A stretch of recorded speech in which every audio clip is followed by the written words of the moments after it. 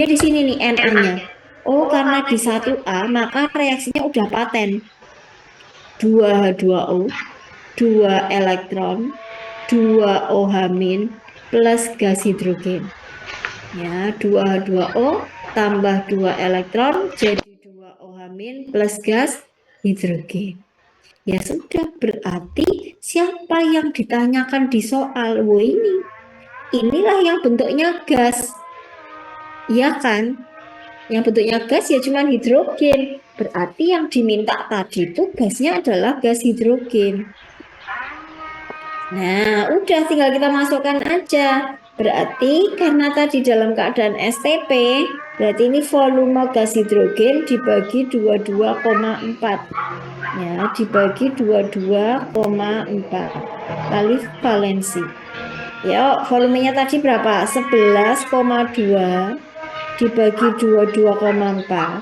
Valensinya dilihat muatannya aja ya, say. H itu plus 1, ya kan? H itu plus 1. Nah, kalau H2 berarti jadi plus 2. Maka valensinya 2. Atau boleh dilihat dari sini. 1 hidrogen setara dengan berapa elektron? 2. 1 hidrogen setara dengan 2 elektron. Maka jawabannya, yuk kita coret-coret yang bisa dicoret. Ini sama ini 2, 2 dicoret habis, berarti ketemunya adalah 1 Faraday. Maka jawabannya adalah yang C.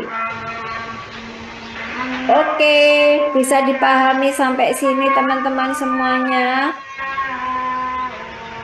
Ya, silakan kalau mau ada yang ditanyakan. Dah, aman? Oke, next. Next. Mbak Mira mau nyari yang setipe dulu ada nggak ya? Kalau nggak ada, kita balik lagi ke yang tadi ya. Sepertinya nggak ada ya, masih ini. Oke. Kita langsung ke sini aja.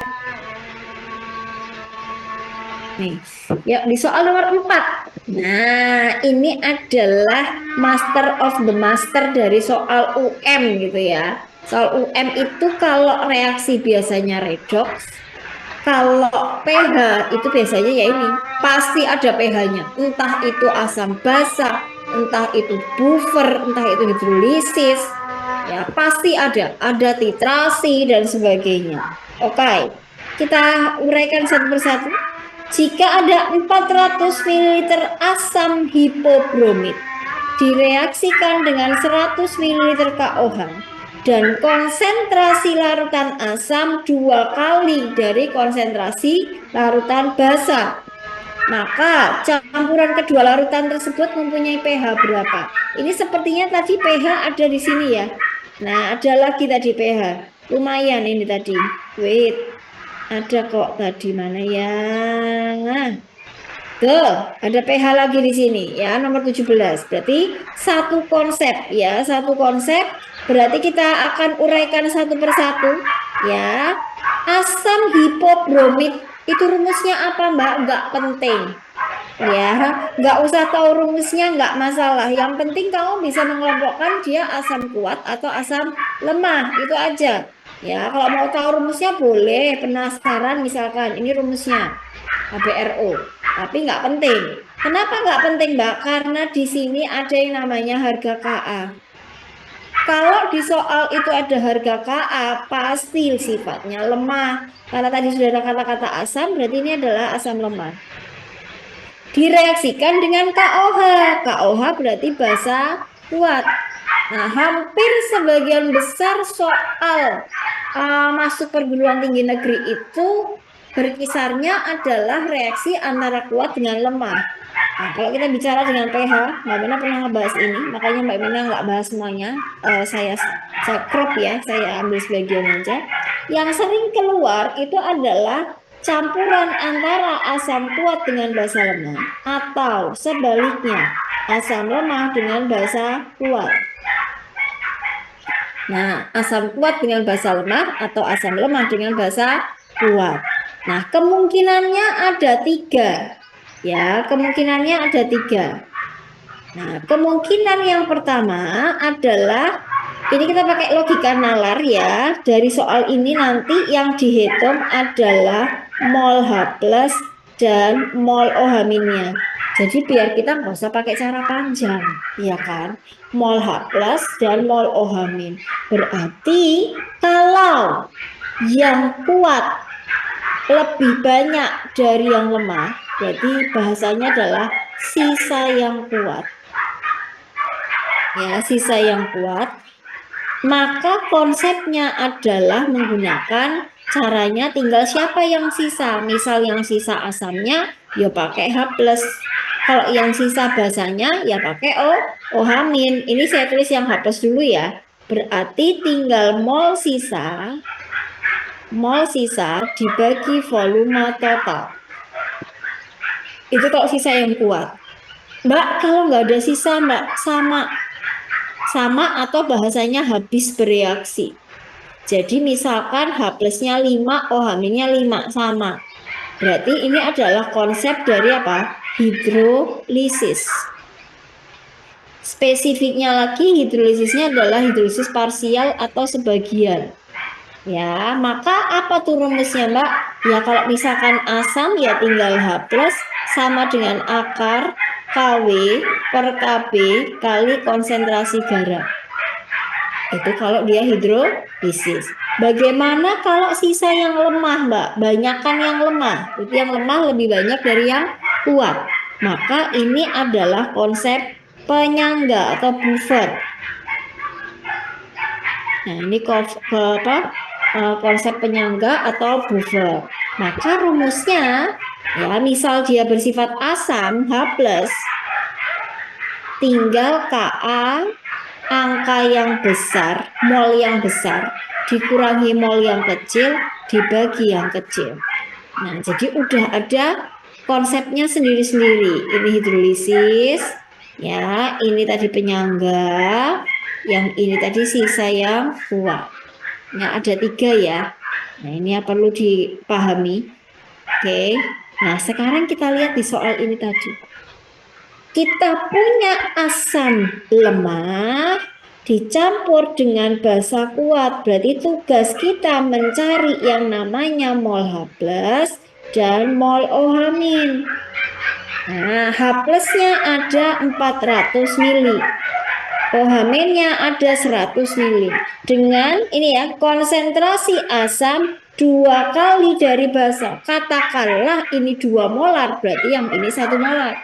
Karena nggak ada keterangan angka, yang penting 2 kalinya kan gitu ya. Berarti gampangannya ini ada 800 milimol, yang bawah ada 100 milimol.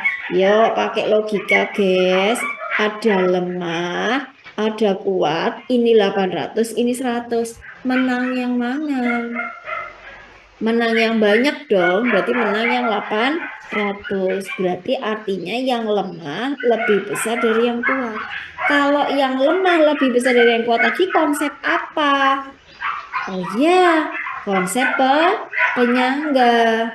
Iya kan? Konsep penyangga. Oh ya sudah. Berarti 800 sama 100 menang yang 800. Berarti menang yang asam. H plus sama dengan Ka. Angka yang besar kurangi yang kecil bagi yang kecil. Ka-nya berarti berapa tadi? 10 pangkat min 9.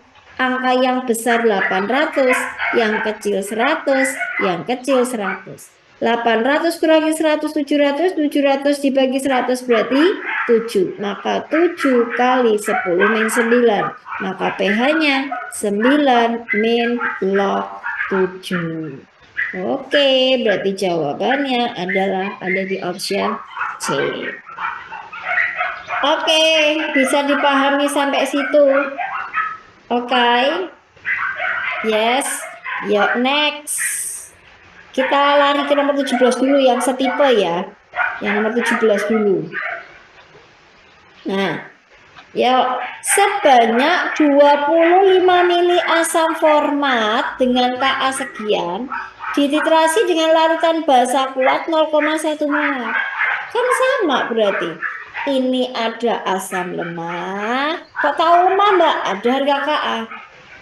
Ditambah dengan basa kuat Asam lemah ditambah basa kuat. Berarti ada 3 kemungkinan. Bisa buffer, bisa hidrolisis, bisa sisa kuat. Asam lemahnya berarti ini apa? Mol H plus. Basa kuatnya berarti mol OH min. Oke, H plusnya 25 dikali 0,02. 25 kali 0,02.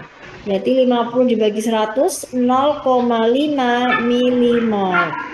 Ya, dengan cara yang sama. Berarti ini berapa, Say?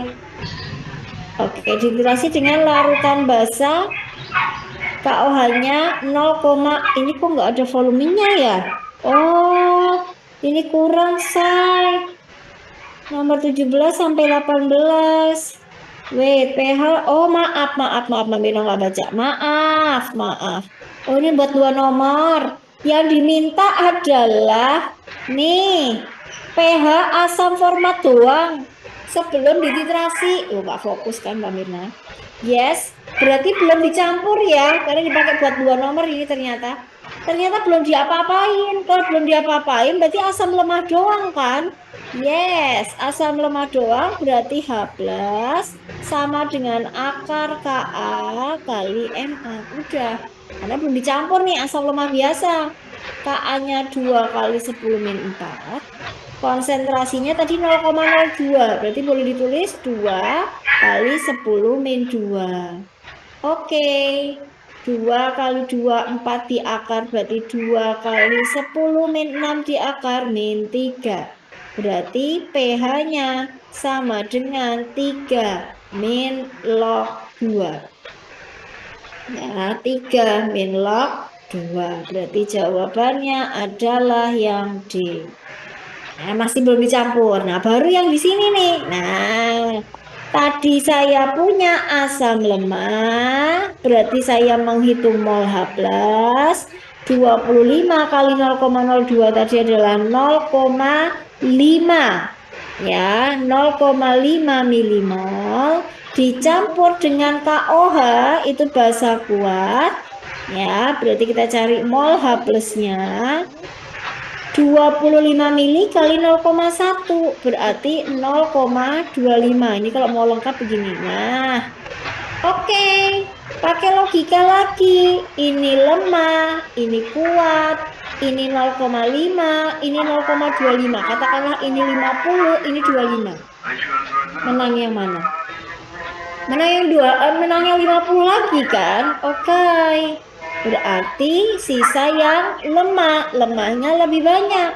Dan laki-laki ini adalah konsep larutan penyangga karena banyak yang lemah. Ya udah, boleh kita pakai rumus H plus sama dengan Ka, angka yang besar kurangi yang kecil bagi yang kecil. Boleh dimasukkan. Tetapi soal U ini tuh unik banget. Uniknya kenapa, Mbak? Coba kamu perhatikan lebih detail. Lemahnya itu 0,5.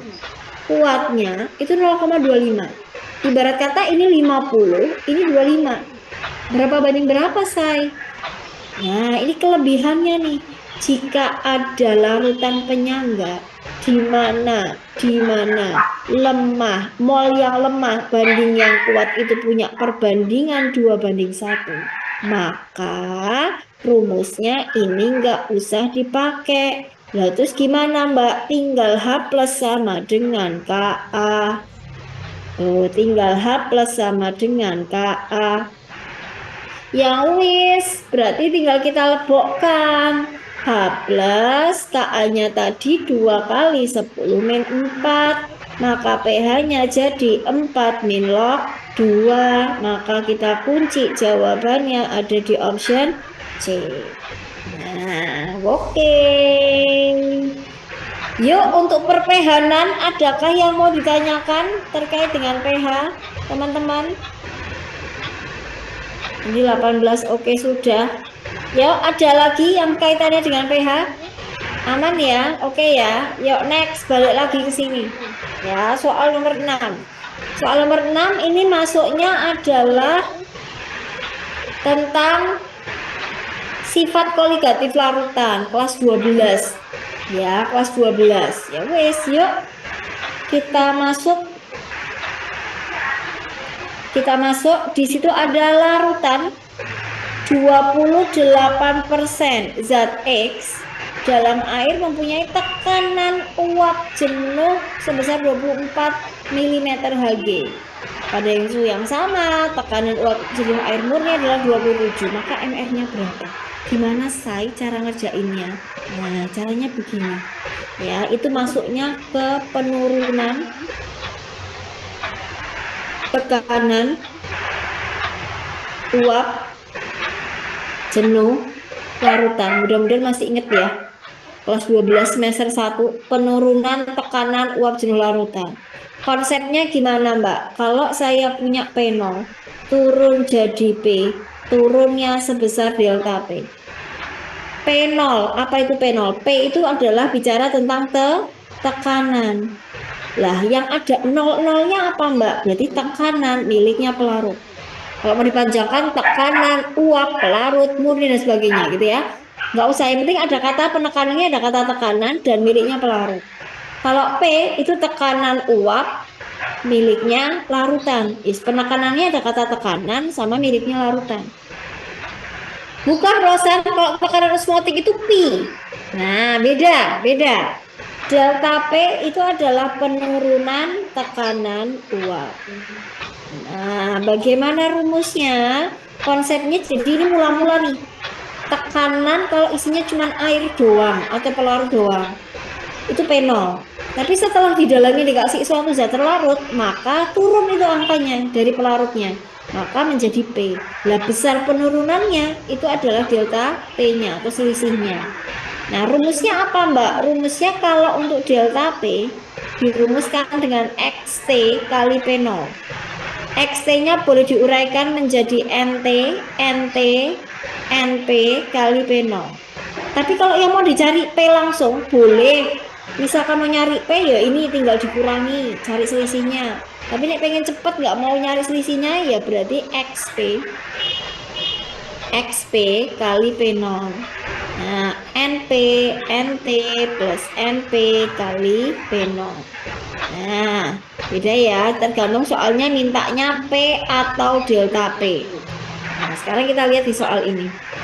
Larutan 28% zat X. Nah, kita tulis larutan, ya kan? Ada larutan, katakanlah larutan X sebanyak 28%, ya kan? Di mana tekanan uap jenuh air murni, berarti ada kata-kata tekanan, berarti itu P. Kok air?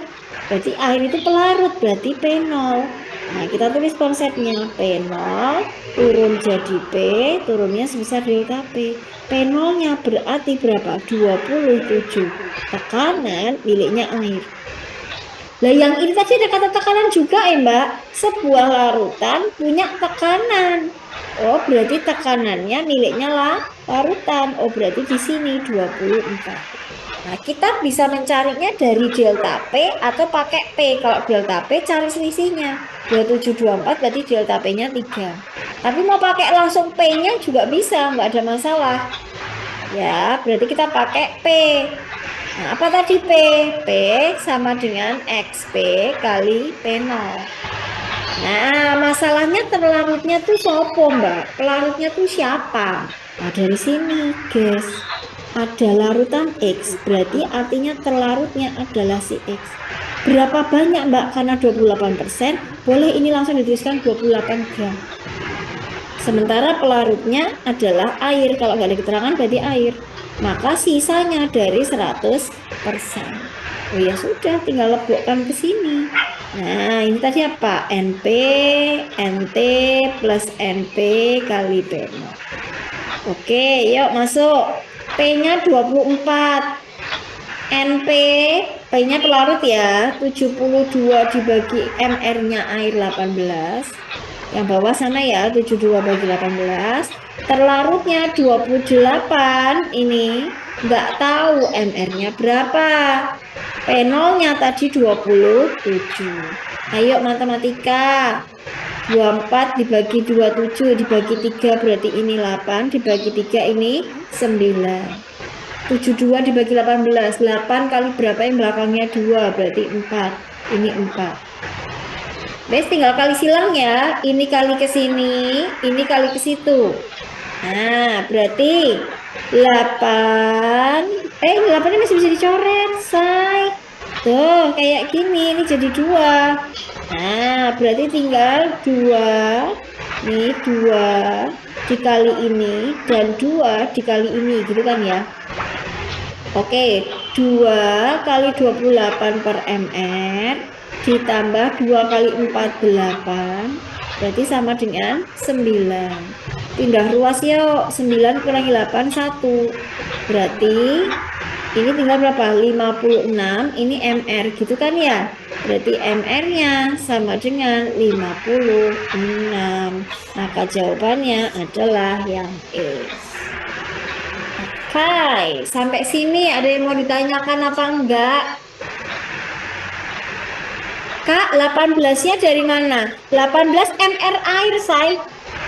Ya, mr-nya H2O, air. Nah, 18. Biasanya diketahui sih, AR-nya H1, O itu 16, kayak gitu. Jadi kita menghitung. Tapi kalau kita udah hafal, jauh lebih bagus. Jadi kita nggak perlu ngitung, udah hafal. Gitu ya. Ada lagi? Oke, aman. Ya, tadi masih ada lagi yang kaitannya dengan koligatif. Ada di soal nomor wait. Nah, ini nomor 13. Tapi teoritik ya.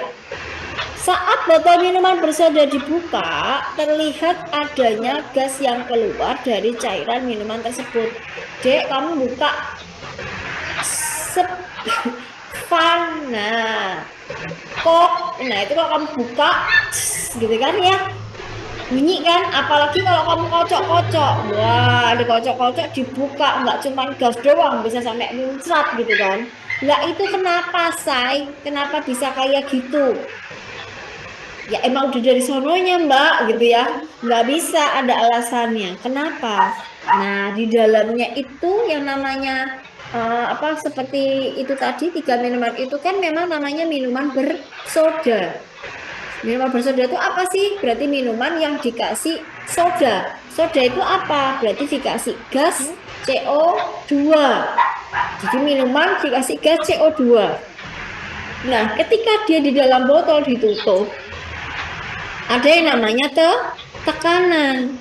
Nah, penekanan loh, dikasih udara yuk ditutup. Nah, berarti kan dia tertekan tuh di dalam situ ya kan, tertekan. Maka ketika pintu tutupnya dibuka, maka dia kayak seolah-olah bebas gitu ya, gasnya tuh mau keluar. Nah, maka begitu buka, gas CO2-nya keluar. Nah, kenapa bisa keluar? Karena tekanannya itu di dalam lebih besar daripada di luar. Gimana nggak tertekan, orang ditutup, ya kan, tekanannya lebih besar sehingga ketika begitu dibuka dia langsung keluar gitu ya. Maka posisinya jawabannya adalah, ini teoretik banget ya, tekanan udara yang di luar lebih rendah sehingga mengakibatkan keluarnya gas karbon dioksida. Oke, kita cari lagi. Nah ini ya, soal nomor 15 juga masih ada kaitannya dengan sifat koligatif larutan. Oke. Agar 10 kg air tidak membeku. Nah, ini konsepnya adalah konsep titik beku. Ya, konsep titik beku koligatif tapi yang titik beku. Oh, ini nggak bisa. Nah. Oke. Saya tambah di sini. Nah, berarti konsepnya adalah titik beku, penurunan titik beku.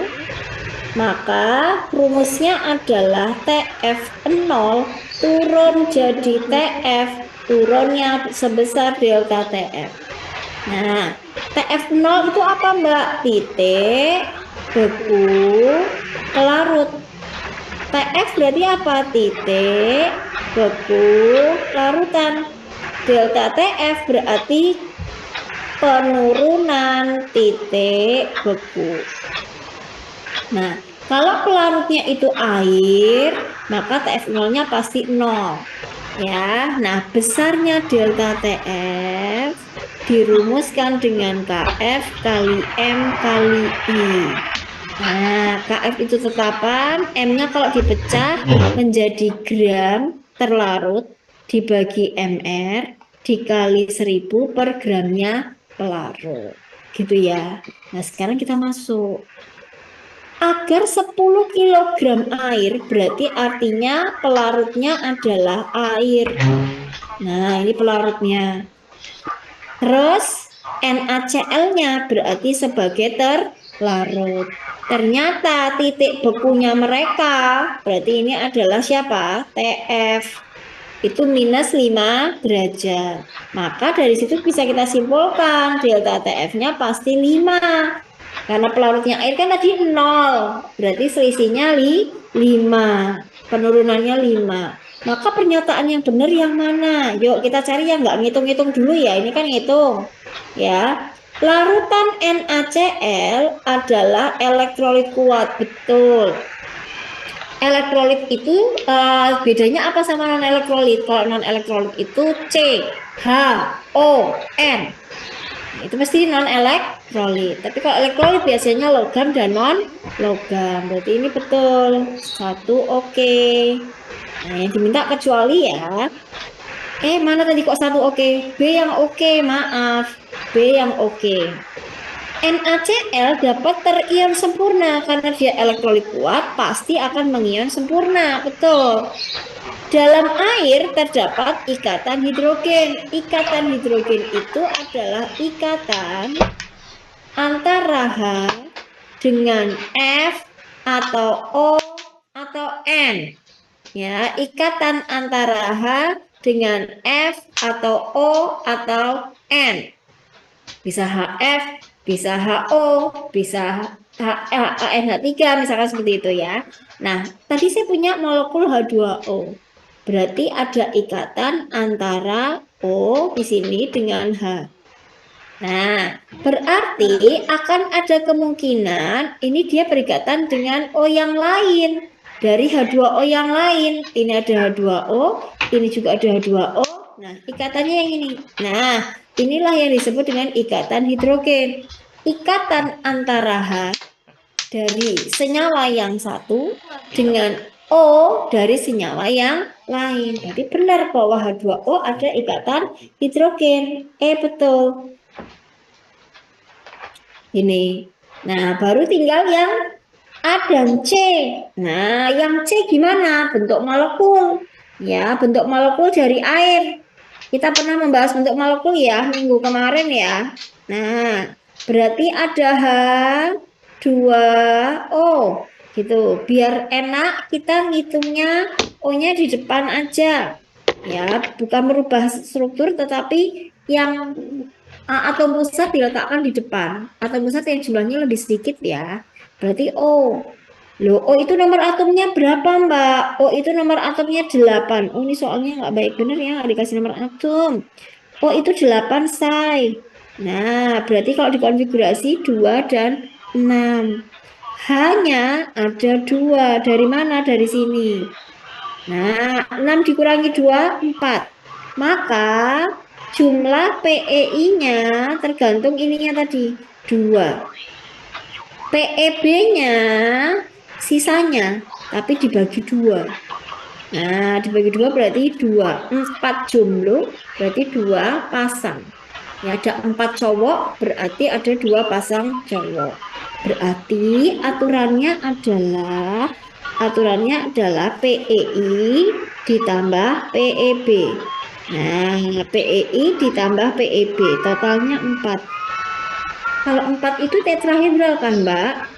Harusnya. Tapi kalau PEB-nya 0. Nah, sementara ini 4 begini tetrahedral, tapi PEB-nya nggak 0. Ada angka 2-nya. Berarti kita hilangkan. Ya, kita hilangkan. Berarti 1, 2.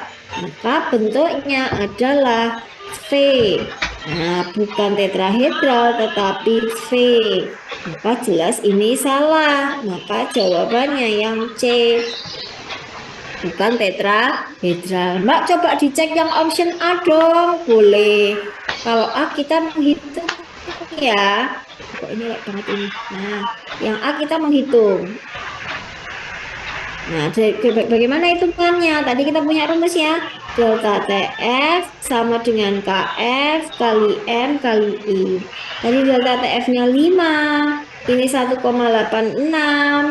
Molalitasnya berarti gram terlarut yang ditanyakan. Ini 58,5 dari mana? mRNaCl. 23 tambah 35,5. Oke. Dikali 1000, 10 kilo bisa. berarti 10.000. I-nya NaCl, Na1, Cl-nya 1, berarti I-nya 2. Jadi Oke, soalnya matematika, login ini sendiri. dicoret. Terus, mana Login yang kan bisa harus pakai dicoret, WP. say? Berarti GT sama dengan 5, 58,5. Oh, ini tinggal 10 nih, nggak jadi. Nah, ini dicoret gini. Nggak bisa dulu.